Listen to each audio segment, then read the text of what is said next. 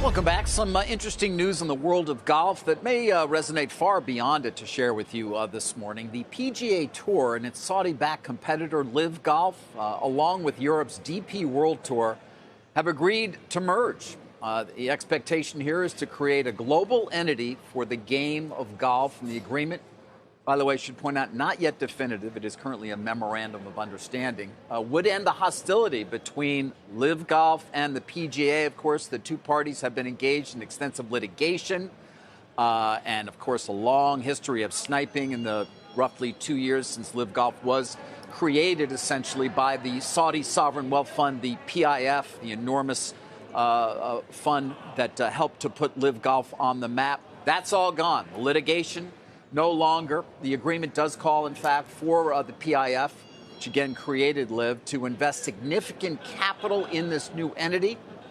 The PGA, by the way, currently a not-for-profit, is going to contribute its commercial businesses and its rights into what will be this new for-profit company. The hope is to include not just the European Tour, but many, if not all, the other tours as well over time, to create a global entity for golf.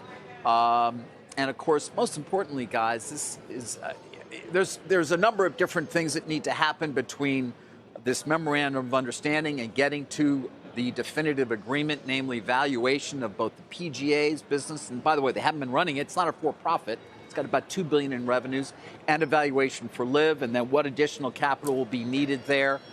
In addition, over time, the expectation is that billions of dollars will come from the PIF into the new entity to help it develop new areas for the game of golf. But you both are familiar with, of course, what has been a nasty spat for quite some time, and the players, of course, who branched off, some well-known ones.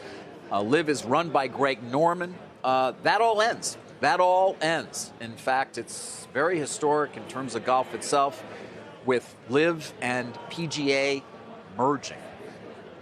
That's amazing. I mean, it keeps coming back to all things sports. Yeah. All things sports related. The asset values in some of these areas are so tightly contained, but so dramatic. And the Saudis have shown a real willingness to want to invest in sports as a global entertainment product, with the expectation, of course, that they will be able to create a great deal of value for the fund. It's not just golf, obviously. It's whether it's their interest in F1 or WWE or many soccer teams around the globe, Carl. Their interest overall in sports has been significant, and they are stepping up big here. They ultimately would probably own the majority of the economics in this entity. However, the governance will be retained by the PGA. Yasser Al-Rumayyan, though, the current governor of the PIF, will be chairman of the new entity. Boy, I thought this was such bad blood.